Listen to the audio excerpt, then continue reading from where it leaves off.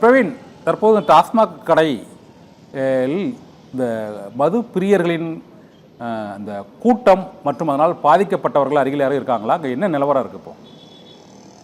வணக்கம். மது வீட்டுக்கும் நாட்டுக்கும் உயிருக்கும் எல்லோருக்கும் கேடு என்று சொன்னாலும் கூட ஒவ்வொரு நாளும் மது குடிப்போரின் எண்ணிக்கை என்பது குறையாமல் அதிகரித்துக் கொண்டே செல்வது வேதனை உச்சமாக பார்க்கப்படுகிறது. ஒட்டுமொத்தமாக தமிழக மக்களை பொறுத்தவரையில் மதுக்கடைகளை முழுவதுமாக மூட வேண்டும், பூரண மதுவிலக்கை கொண்டு வர வேண்டும் என்பதுதான் பல பேருடைய கோரிக்கையாக, அதிகபட்சமான மக்களுடைய கோரிக்கையாக இருக்கின்றது. அதை முன்னிறுத்திதான் சத்தியம் தொலைக்காட்சி இன்றைய நாள் முழுவதுமாக தமிழகம் வலம் பெற கைகோர்ப்போம் என்ற இயக்கத்தின் வாயிலாக டாஸ்மாக் கடைக்கு மூடு விழாவா என்ற கருப்பொருளை மையமாக வைத்து நாம் தொடர்ந்து செய்தியில் ஒளிபரப்பி வருகிறோம். அதன் ஒரு பகுதியாக தான் களத்தில் என்ன நிலவரம் என்பதை நேரடியாக மக்களுக்கு தெரிவிப்பதற்காக அதன் அடிப்படை நாம் இருக்கக்கூடிய இந்த இடம் என்பது சென்னையில் மிக முக்கியமான இடம். எழும்பூரில் ஆல்பர்ட் திரையரங்கம் அருகே இருக்கக்கூடிய ஒரு மதுபான கடைக்கு அருகே பார் உள்ளது. அந்த பகுதியில் தான் தற்போது நாம் இருக்கின்றோம்.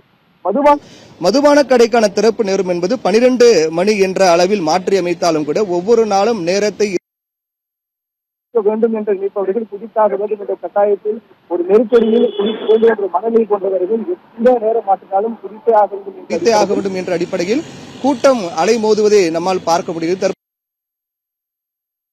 ஒரு சிறிய அளவிலான கூட்டம் தான். சரியாக 12 மணிக்கு இந்த டாஸ்மாக் கடை என்பது திறக்கப்பட்டது. தற்போது 1 மணி ஆக முன்பாக, அதாவது 11:30 மணியிலிருந்து இந்த கூட்டம் அதிகமாக இருந்தது.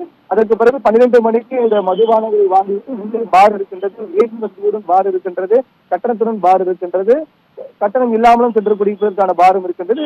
இங்கு மதுபானங்களை வாங்கிக் கொண்டு அங்கு பாருக்கு சென்று குடிப்பவர்கள் தற்போது உள்ளே எண்ணிக்கை அதிகமாக, தற்போது வெளியே எங்க கணிசமாக எண்ணிக்கை இருந்தாலும் கூட உள்ளே அதிகமான எண்ணிக்கை இருப்பதை நம்மால் பார்க்க முடிகிறது. கண்ணன், அந்த வகையில் பார்த்தோம் என்றால் தமிழகத்தில் இன்று 717 டாஸ்மாக் கடைகள் மூடப்பட்டாலும் கூட இந்த மூடப்பட்ட கடைகளை பொருட்படுத்தாமல் வருமானம் என்பது ஒவ்வொரு ஆண்டும் அதிகமாக தான் போகின்றது என்பதுதான் இதற்கு ஒரு எடுத்துக்காட்டாக இருக்கின்றது.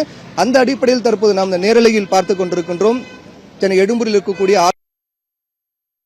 அருகே இருக்கக்கூடிய மதுபானம் ஒவ்வொரு நாளும் வரக்கூடிய குடிப்பொருள் எண்ணிக்கை, மது அருந்தக்கூடிய எண்ணிக்கை என்பது அதிகமாக கொண்டேதான் வருகின்றது.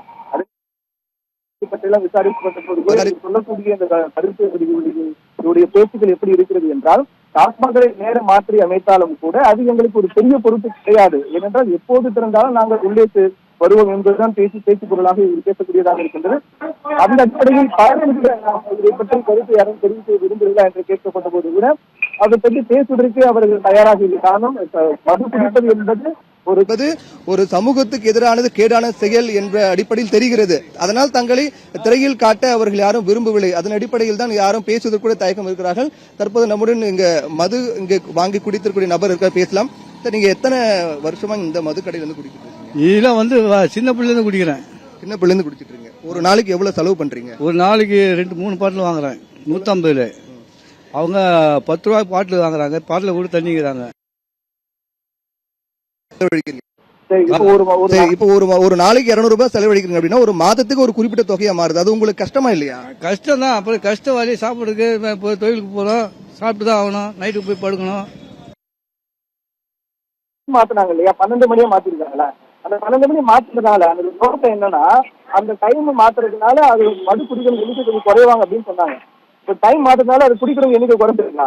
ஒன்றுமே கிடையாது, ஏறிக்கிட்டு தான் இருக்கு.